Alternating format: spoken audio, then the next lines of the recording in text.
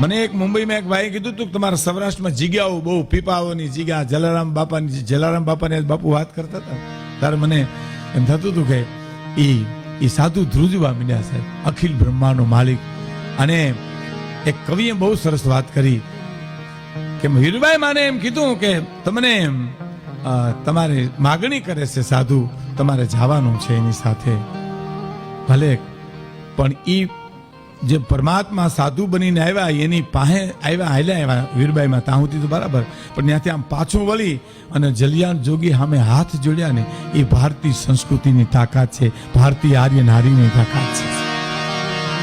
એને પાછું વળીને જલિયાણ જોગી સામે બે હાથ જોડીને એટલું કીધું, જલિયાણ જોગી આટકોટ થી મારા બાપને આંગણેથી તમારી ચૂંદડી ઓઢીનું અહીંયા આવી ત્યાંથી અત્યાર સુધીમાં મેં દરણા દેડ્યા, કામ કર્યા, મારી આ દાસીની કાંઈ પણ ભૂલ થઈ ગઈ હોય તો મને માફ કરજો જલિયાણ, મને માફ કરજો.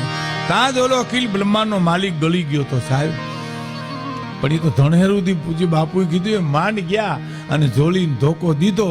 પણ પછી મારે એક વાત એ કરવી છે કે જોલી અને ધોકો દઈ અને નીકળ્યો ઈ જ ક્ષણે સતાતાની જગ્યામાં એની મેળે મેળે નગારા મંડ્યા વાગવા, ઝાલરો મંડી વાગવા અને અભ્યાગતો જાગી ગયા. કૌતુક શું થયું, આ કેમ આમ છે?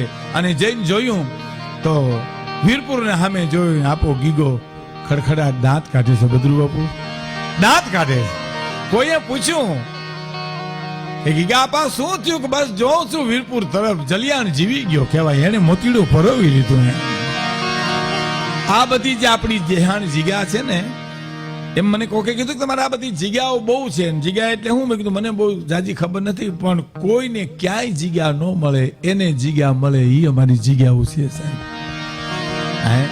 પોતાના માવતર વગડામાં બાળકોને મૂકી આવે એને સંતો જોલીએ નાખી અને જગ્યામાં લઈ આવે એ અમારી જગ્યાઓ છે.